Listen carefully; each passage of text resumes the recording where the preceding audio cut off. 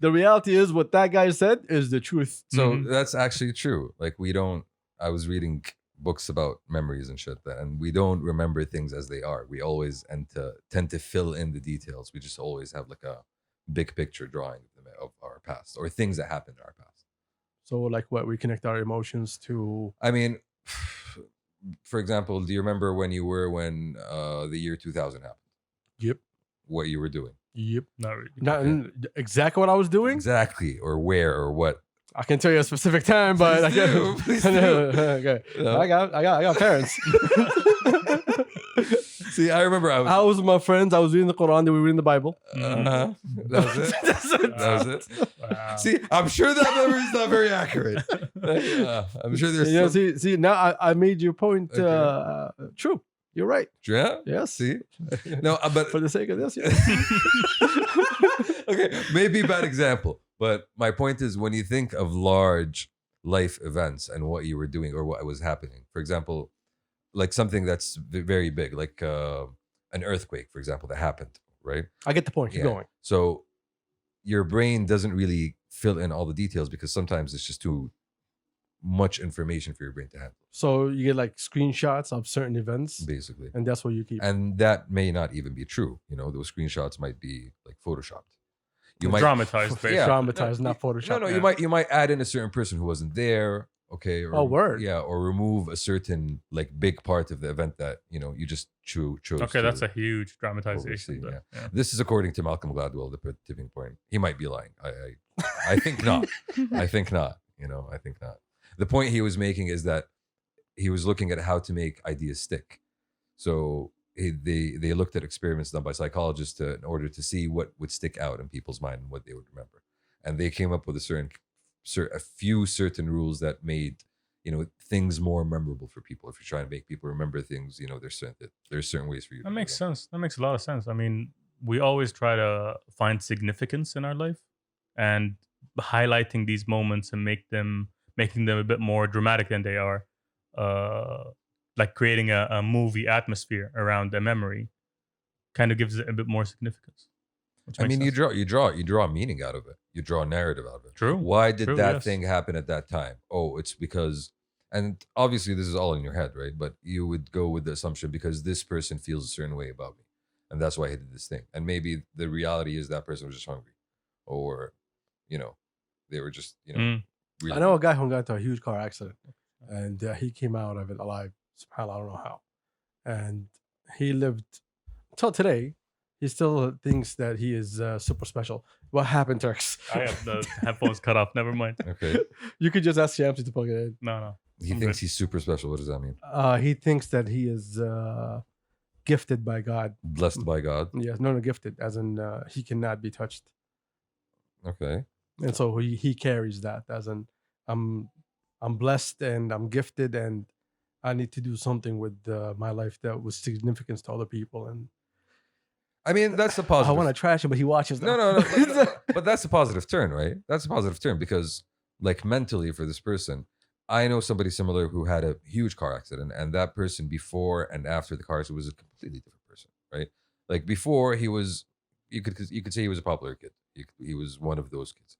After, the guy, like, 180 degrees switched to like self-development and self-focus. Like he really, and maybe to an extent that was a little bit too much, but he Trauma. he really focused on developing himself, You reassess your entire life.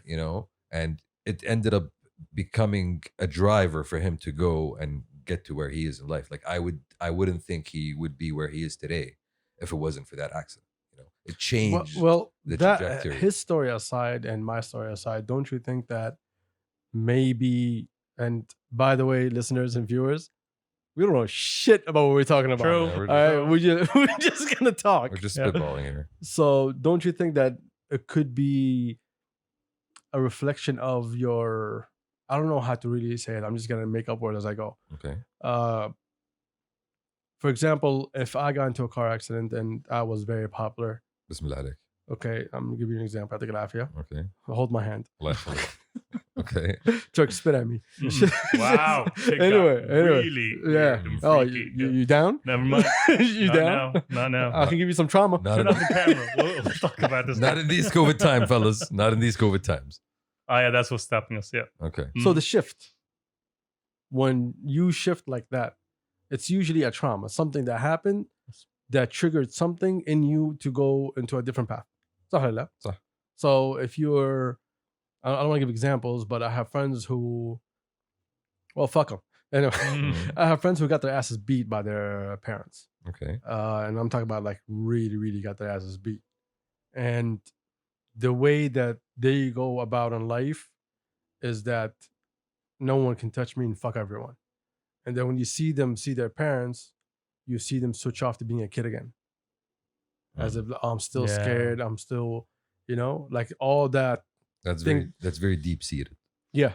And like all this thing that he created in front of you as if he's this unstoppable person, all of a sudden just meets one person, just collapses.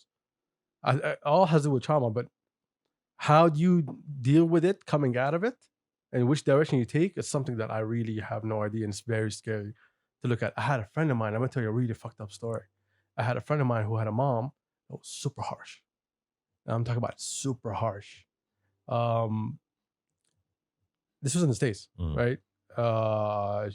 They were Arab. Our peoples. No, they're not Saudis. Mm. I'm trying to, because I want to paint this in the right way. So one day I was in class, and he was drawing next to me, and he was drawing someone. I told the story, right? I think so. Go on. So he was drawing someone, قاعد يسجد to someone else. Okay. Okay. And then I asked him, I was like, yo, who's this? He's like, oh, that's me. I was like, who's that? I was like, it's my mom. And then, like, That didn't really connect. yeah, I saw it and I was like, okay. And he's not a weirdo. Yeah. He's also a popular kid. He's very active in all sports. But like that second, I saw this weird thing. So anyway, weeks go by. And then we're in class and someone tells us, yo, by the way, his mom passed away. This kid came to class with the biggest smile on his face. Fuck. I've never seen him so happy. And I remember the teacher saying, oh, your mother passed away? He's like, yeah. And he's like full fucking smile. Damn. Fucking hell. Yeah. I mean I think that's the kind of thing I think would. I don't know. I want to say something else, but it's so fucking dark. I just don't want to bring that energy right now. Actually, I would imagine You there's already more brought it story. like I know, that. right? Yeah, No, like Dude. for me, like for this guy's story, this is like the light thing that I can tell. That's it. This is the lightest thing that I can actually share with people. Because if I go into deep into his story, it is. See, there's a Crazy. question. There's also a question here.